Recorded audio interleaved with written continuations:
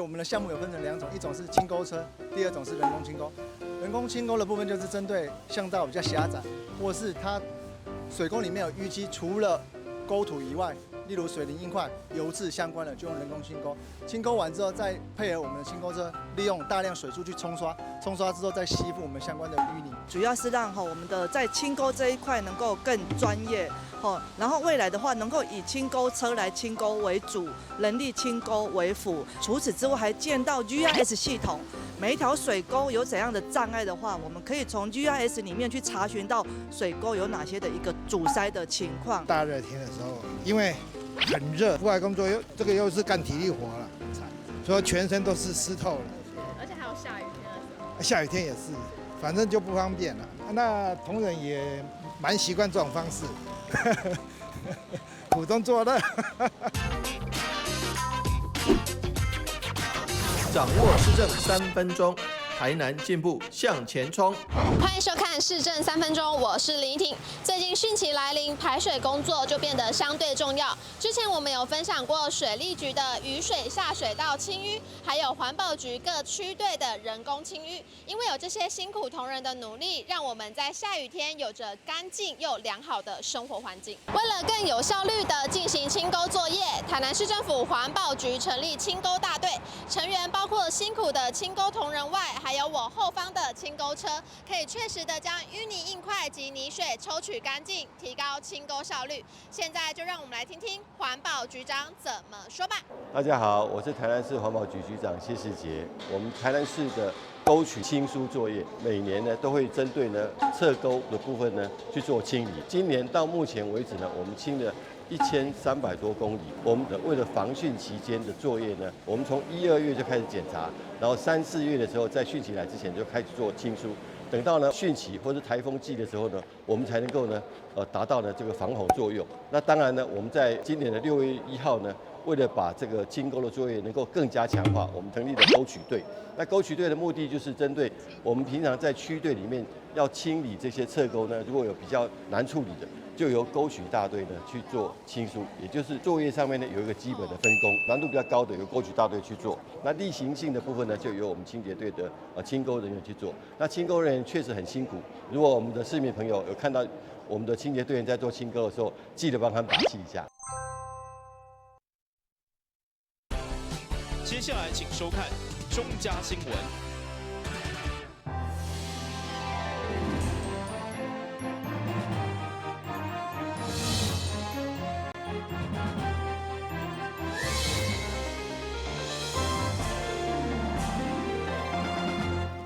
你好，是观众，欢迎收看9月4号礼拜5的中嘉台南电影新闻。明年元旦，中央就将开放含有300种的美国猪肉进口。对此，市长为了让民众安心，上午特别率队前往安平区的大卖场，来巡视业者伫肉品分流的规划，希望让消费者安心以外，嘛方便大家选择。市长黄伟哲4日第一个行程，就是前往大卖场市早肉品分流专区，看到专区顶面的肉品，不但产地、价钱、日期，拢标示甲清清楚楚。业者应明年1月将开放300种猪肉进口，超前部署规划肉品专区。对此，黄伟哲嘛真感谢卖场业者配合甲协助。我们这里已经把这个国产的猪肉跟进口的猪肉有做分流。这里有一个国产猪肉专区，所以我们当然就是说，如果能够，在整个的食物这个供货链的体系里面，能够刚开始就分流，那消费者就很方便选择了，就不需要再做进一步的这个辨识。那当然，现在这些做的，因为含莱克多巴胺的这个美国猪肉还没有进来，但是不含莱克多巴胺的美国猪肉已经早就进来台湾了，所以我们这个地方就干脆把国产的跟进口的猪肉给分流。那未来进口的猪肉里面就有可能是有含莱克多巴胺的，那国产猪肉本身就没有，因此我们觉得是借着这个分流的方式，也让国人习惯多消费本国猪肉。因此特别今天来看本国猪肉专区，那也感谢业者的一个帮忙跟配合，来帮忙国人为食安把关。消费者来到大卖场选买肉品，会当轻松为包装顶面看到产地等各种的资讯，这互消费者买了更安心。我会一定挑国产猪肉，对，因为国产猪肉一般来讲，像我们在买的时候啊，就会看那个 CAS 标志，然后也有一些字号，这是我们国人比较熟悉的，而且像就是比较喜欢来卖场买，因为就是标示比较清楚，对，然后期间最重要还有使用期间。那如果说一般如果用那个进口的话，我们只知道产地，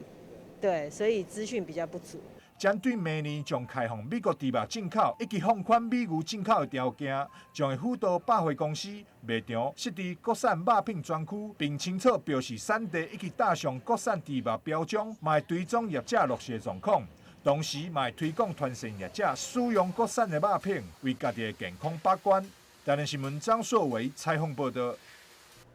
有关客家区罗渣议案，因为争议不断引起反弹，对此市长公开表示，已经要求业者对今开始清除，并且限期180天来完成。期间，环保局都来严格监督，包括非法的水泥厂，嘛要求业者自行拆除。下面来听看市长讲话。关于这个雪甲炉渣，我们今天早上已经去要求业者开始清除，所以今天早上的话，业者已经开始进场清除，那估计大概180天就会清除完。上一次的这个105年度的时候，这个业者是花了1年半才清除完，那这次他要求2年，好，那但是我们要求他半年就要清除完。所以我们环保局一定是严格监督它清除的进度，第一点。第二点，这个关于红龙水泥非法的水泥厂，我们也要求业者自行拆除。那今天业者在做它主要设备的拆除，环保局也会全程去监督。事实上，在我担任市长的第一天签署的第一份文件，就是龙崎垃圾掩埋场的这个开发案。我们停止了它的开发，所以我相信在我的任期内，对于一些污染环境的，或者是说可能污染环境的，不管是炉渣再生粒料，或者是其他的部分，我们绝对是依法来处理，以最严肃的态度，那这个用最严厉的手段来去处理。只要是我们这任内，我们一定是守护我们自己的乡土，而且会努力以赴。目前人口数13万外北区并且公所甲户政事务所车公民众相当的多，不过因为办公大楼伫巷内不止歹找，停车问题更是严重，所以议会民政委员会上午正式提案，要求市府编个预算来起北区新的区政中心。位伫成功路238巷内只有4米宽北区公所甲户政事务所，已经是单市为伫巷内办公的区政单位。长期以来，停车空间严重不足，车公该面临被拖掉，后面将侪怨言。对此，伫即届议会临时会，北区议员就共同联署提案，希望市府编列相关的经费来兴建新区政中心。北区的这个区政中心大家可以知道说，现在的北区区公所它位在一个巷子里面所以很多民众其实要洽公的时候，第一要找公所都找不大到然后真的到了公所，其实停车是一个非常大的问题，不要说汽车了连摩托车都很难停。所以我想在北区的人口数一直增加的情况之下，其实真的应该要有一个好的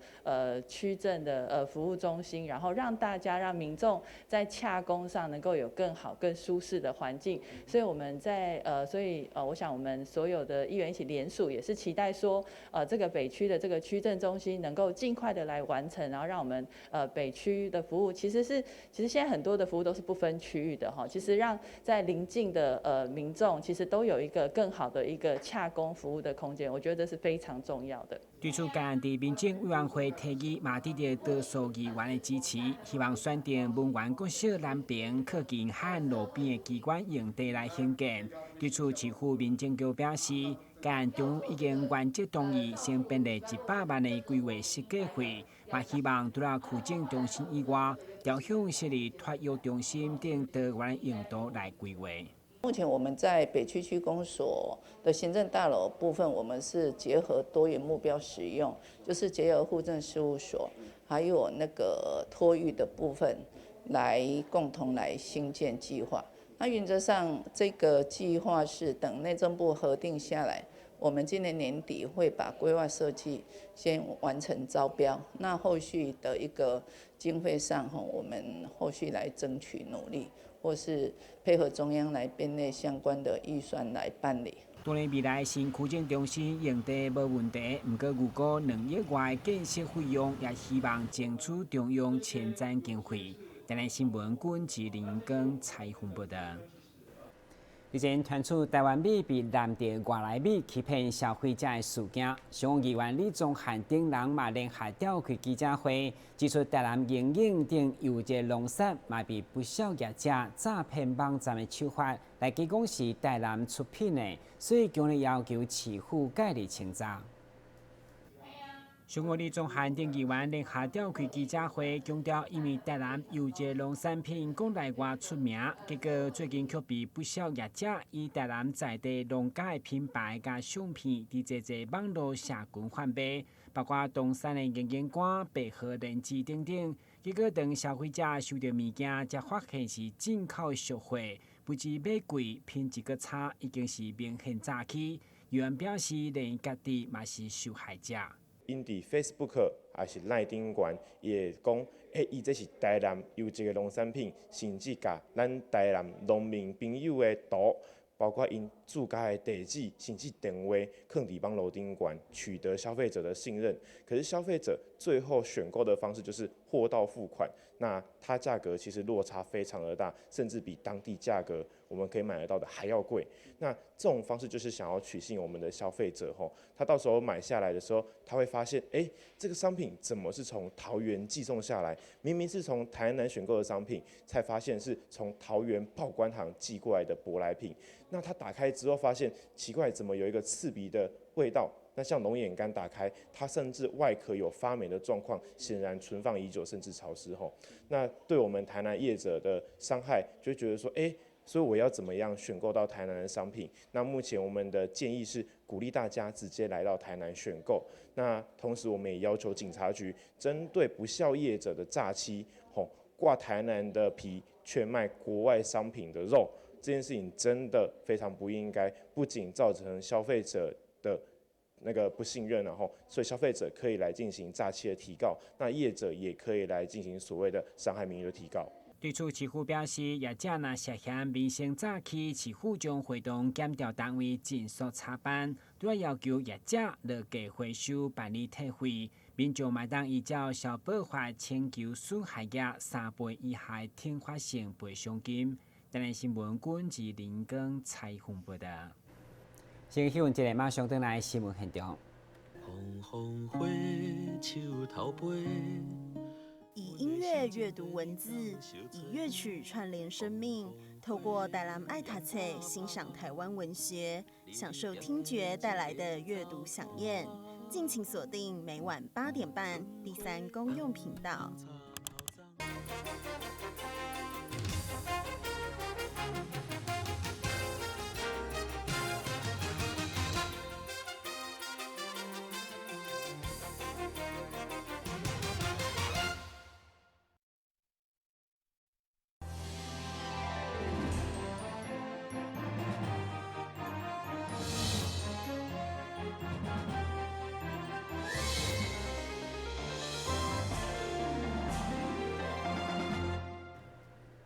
2020年台南文旦比赛4号总决赛伫评审进行最后高品的评鉴以后，最后由连续参赛6档的麻豆果农郭彦宏摕下文旦王。郭彦宏表示，伊是靠着管理技术甲牛奶肥料等秘密武器，种出品质上赞的文旦。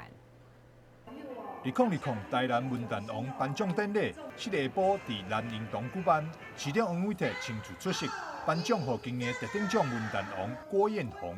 我们台南市文旦赞不赞？王伟哲表示，经营文旦产量稳定，采收距离中秋节过一段时间，希望透过评鉴比赛举办，超前部署宣传台南文旦。为古龙开辟寡侪通路。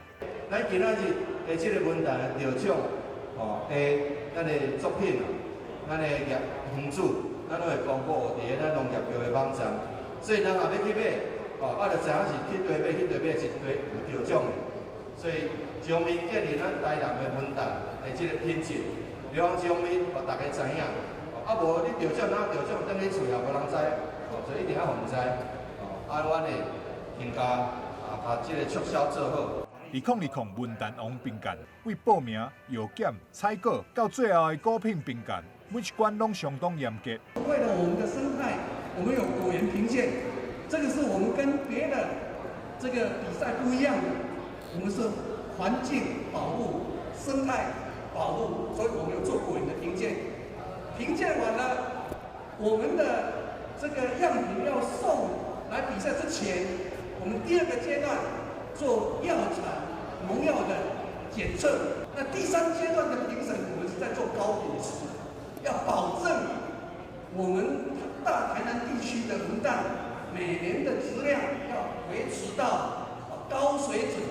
今年文旦王郭彦宏连续参加了当个比赛，拢有入选。今年摕到特等奖，伊谦虚表示，满豆真侪古龙的文旦拢真好食。这次会得到评审肯定，其实拢是因为管理的方式以及秘密武器牛奶肥有关系。麻豆的文旦其实都很好吃啊，因为有很多人没有出来比赛，比我好吃的大概有500-600人以上啊。所以说麻豆的文旦不是说我出来比赛我的就是最好吃啊，因为我是用牛奶有机肥栽培，我的有机牛奶肥栽培是发酵2年，它的成分大概有10样，这个我不方便讲，因为这个有一点点商业机密在啊。2020文旦评鉴比赛经过2个多月评鉴考验，会当入选拢已经是文旦界头坎的。市长也以颁奖鼓励农友用心栽培辛劳，嘛希望借由评鉴强力促销台南的优良农产。台南新闻张硕维采访报道。由士林余文清甲黄南海朴树所合作的寒冰杖将经过人物视觉，9月13号暗时将伫台港文化中心演出。会中将由台南爱家合唱团甲四种合唱团以视觉的方式来演出，希望有近观众甲历史人物的距离。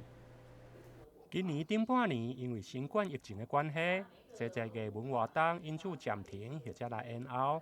不过由余文清甲黄南海朴树合作创作的曲无中断，其中第6部的人物视觉寒冰奖将伫这个月9月13号暗时，伫台港文化中心的剧场来开笑。议员林美燕甲英华中心的科长嘛特别召开记者会，为活动来宣传。9月13号。晚上7点半，在我们台江的文化中心，我们有一场的就是剧场要开唱，有一个剧场来开唱。那这个剧场里面事实上是我们就是王博士，还有我们施老师施教授他们就是共同去做一种就是筹备，那才有这一次是第4部的一个就是展现出来。过去在台面上是第4部了。那总共有6部的剧本那事实上也真的让一再的为什么有1、2、3、4有4部，就是因为得到响应，得到很多人的响应老师把这么重要的一个年度作品带到台江文化中心来做这样一个应该是说更加值的一个创作的演出，尤其是每一年我看到爱乐合唱团跟视障合唱团。每一年做这样的一个年度公演，其实对于台南市在推动音乐来讲，有很大的对于学音乐的人，或者是对于整个声乐的一个推广，真的非常的收获非常的多。所以文化局在这边，其实在行政上给予黄老师支持之外，那我们也会透过一些行政上的资源，不管是媒体通路等等，也希望把这么好的资讯能透过不同的通路出去，让更多的台南市民可以知道这个活动。声乐家黄南海朴树表示，清唱剧甲歌剧无同，歌剧有化妆、道具甲演员的动作，毋过清唱剧无，但拢是有音乐来伴奏。尤其这出寒冰奖以蒋经国为范本，描写伫战乱的时代，对青少年被送往西伯利亚学习共产主义、下放劳改，一直到称霸万民，用无同的视野观点描写客观的人物故事。蒋经国先生他是一个国家的领导，那么天下都是在他掌控之下。他虽然贵为这个最高的这个层级有无限的这种权势跟权能，但是呢，也是有无可奈何的部分就是第一个呢，就是他的女儿蒋孝章一定要嫁给宜阳和，就是以前的国防部长宜大维的儿子那这件事情，蒋经国他们夫妻都一直反对，但最后还是没办法他一定要去嫁给这个宜阳和先生。第二个呢，就是最后发生这个高雄的美女岛事件这个就是说民主浪潮时代已经走到这个时候，已经是也贵为这个国王呢，也是没办法掌控的。所以我们用这样的一个故事呢，来诉说这个借古讽今，也是一个很好的一个公民教育，就是希望我们以后呢，不管你是哪一方面的这个执政者，就是领导者呢，千万呢不能再用这样一个霸权的方式来做一个统治或者是领导这届演出除了台南市爱乐合唱团、甲爱乐视障合唱团以外，特别邀请台东的富韵合唱团来赞助演出，曲目多元，包括国台语、客语、甲外国歌曲拢有。欢迎有兴趣的民众踊跃买票入场来欣赏。台南新闻林根采访报道。接下来关心明仔详细天气变化。明仔是午后短暂内阵好天气，温度31度到34度，落雨记录4成，海面平均风力4级到5级，上加阵风6级。以上就是9月4号的中嘉台南电影新闻，咱们在同一时间再会。